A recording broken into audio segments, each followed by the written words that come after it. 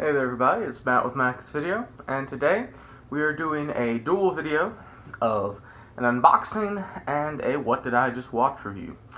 The reason I'm doing this combined, if you did not see my vlog, is because I'm a goof, and I just, without thinking, opened my Akibento box without the camera rolling. So, I'm just going to tell you what's in the box. It's actually a pretty good box. I want to say the theme was brutal. Yes. Brutal.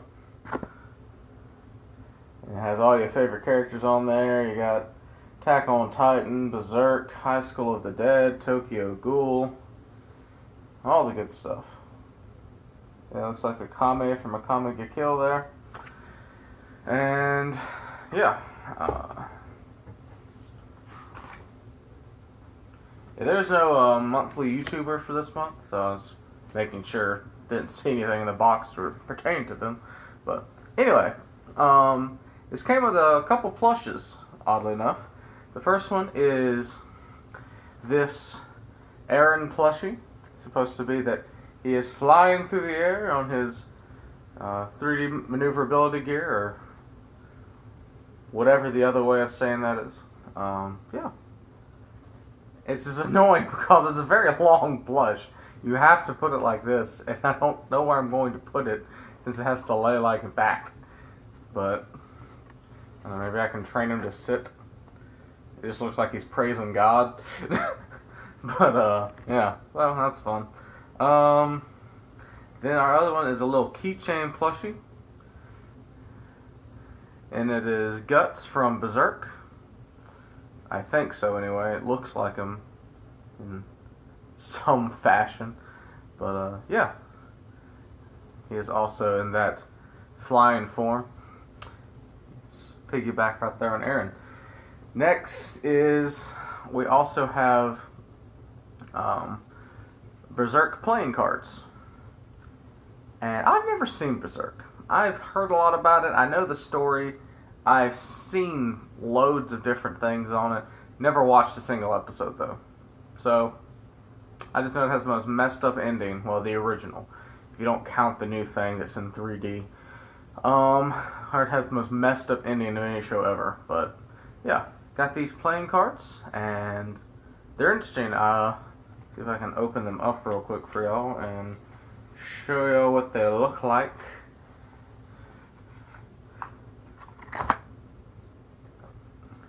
What the back of them look like. And yeah, you have a bunch of different characters on every card. They do repeat. You know, when you get back to different things, some of them do repeat. There's a lot of guts. But yeah, and from what I've been told, Berserk is definitely fitting of the brutal title that is this month's theme. Also, Attack on Titan. If you haven't been watching the new season, check it out. It's actually been going pretty well. I've liked it so far. Next, we have a little Tokyo Ghoul notepad. Ghoul Box Coffee. Copyright not intended. Next is my favorite thing from this, and it is a little shot glass they sent me. High School of the Dead shot glass. It has all your different characters on there, being all adorable. I may have already taken a shot out of the thing. Don't judge me. Yeah, and then we have our pin, and it has Akame on there in all of her adorable, cute chibiness.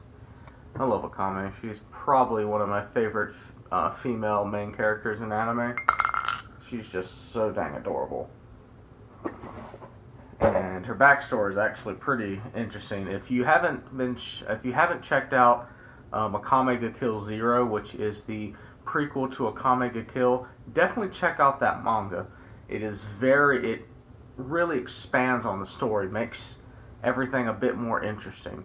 A lot of people complain that Akame ga Kill is very shallow in its story. That expands on it so much, so definitely check that out if you are a fan of it. And now we have the shirt, which also has a Akame on it, and I believe the girl from High School of the Dead. I've never seen High School of the Dead enough to really know anything about it. I've seen a couple different clips and scenes from it, but nothing definitive, so who knows. Yeah, I like the shirt design. This is actually one I could probably wear out in public. That's nice. A lot of the ones you send me, I can't. I just end up using them as pajama shirts.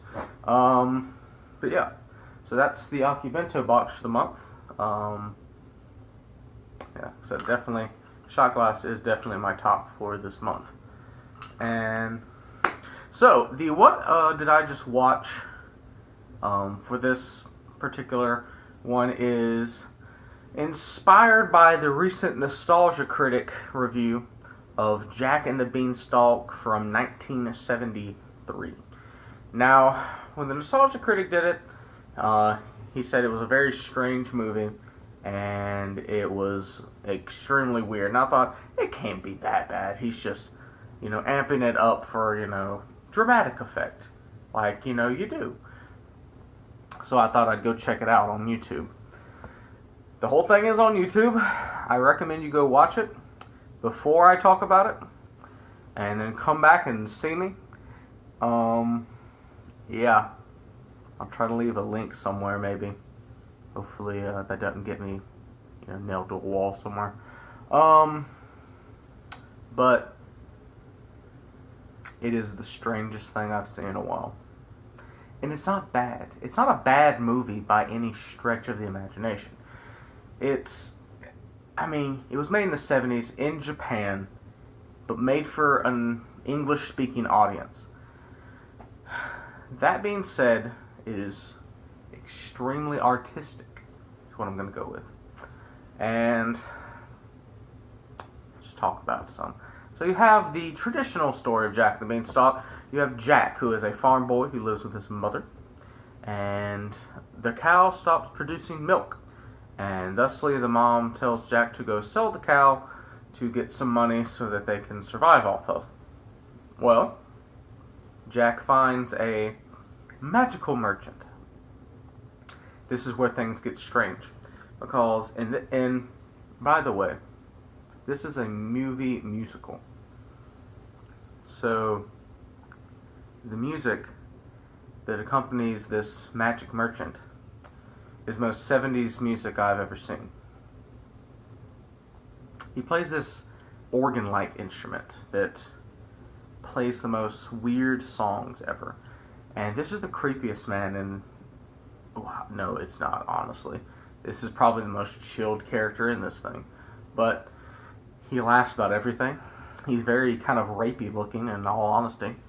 And he convinces Jack to sell the cow for a bag of beans. Magical beans. And, well, Jack goes home, gets the crap beat out of him by his mom. Because, it's the 70s, and, well, I got spanked as a child. I turned out alright. As I talk to this camera in an empty room by myself. And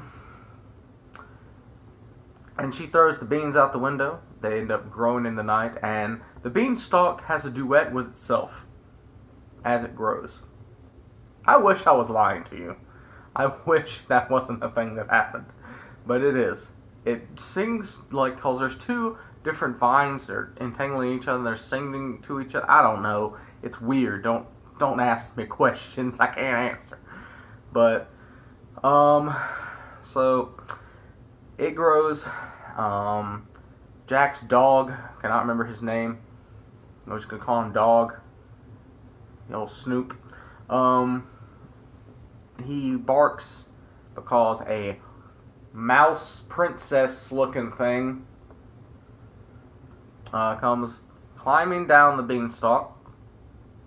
And Jack wakes up, comes out. The mouse tells them to follow her up the beanstalk. When they do so, they find a magical castle kingdom in the sky. When they get there, is the most acidy tripped thing. Well, it's the first acid trip thing you'll see in this movie. When you get up there, you see the princess. I cannot remember her actual name. I want to say Margaret, but I'm not sure. So we're just going to call it Princess. I watched this at 4 o'clock in the morning 3 nights ago, so everything, names blur. But, so you meet her, and literally she just deadpan stares at you. Just like this. For a solid 10 seconds of screen time. Then a cloud nonchalantly comes by, and she pushes it out the way as if it's a normal thing that she does quite often. And they stare at you and stare at you constantly, never changing, and then sing. So, after Stoner the princess, her reveal, Jack comes up, and she starts singing. And, okay, here's a couple things about the music in this movie. Some of it's good. Honestly, some of it is good.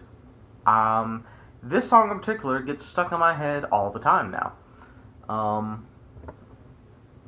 Like, she's singing about how she's about to marry the prince tomorrow, and she's so happy, and that nobody could possibly can be happier than she is at this moment, because everything's just peachy keen and lovely. So yeah, and this whole time she's floating around on a cloud, and Jack's probably thinking he's tripping balls at this point. Yeah, so then she invites Jack inside the castle to meet her stepmother. Well, her soon-to-be mother-in-law is what I meant. Soon-to-be mother-in-law. And it's another acid trip moment. I'm just gonna call her what she is. The witch's reveal is very artistic-y and very dramatic. So yeah, so you meet her. Turns out she wants to eat Jack to restore her youth. Like, it's like some mixture between Stardust and Hansel and Gretel, but anyway, so it turns out that the prince is actually the giant, and so I'm gonna skip ahead some, take out some of the filler. We're at 13 minutes. But yeah, so you get to the weirdest scene in this, and that's the wedding. And the wedding has the most fever-dreamed acid trip of a song ever. It's called Are You Happy? And I'm going to put a link in the description to a video of this song, because I feel like everyone needs to experience this once, in case you never knew what fear was. So yeah, that happened. It turns out that the princess is under a spell to make her not see the prince's true form. And the only way to do that is for the bravest person in the land to kiss her. So Jack grows a pair and goes up and kisses her, breaking the spell.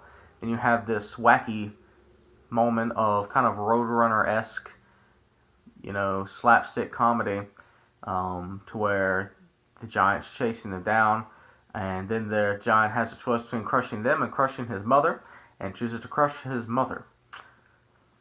Like you do. More slapstick craziness. Jack kills the giant by chopping down the beanstalk, and that's the movie. This is a very abstract review of this movie. By no means is this everything, but check it out. I promise you, you won't regret it. You won't regret it. You won't be pleased by doing this, but you won't think to yourself, well, that was an hour and a half of wasted time. No, you're like, that was an experience that I'll take with me. So yeah, check it out. Let me know in the comments what you think. Like I said, I'll leave some stuff in the description. That way you can check it out. I'll also leave a link in the description for the Akibento box website in case you want to check that out. So that's all for me, though. check out some videos over here that I'll be putting. That subscribe bubbly right there. And as always, I love all of you, and I'll see y'all next video.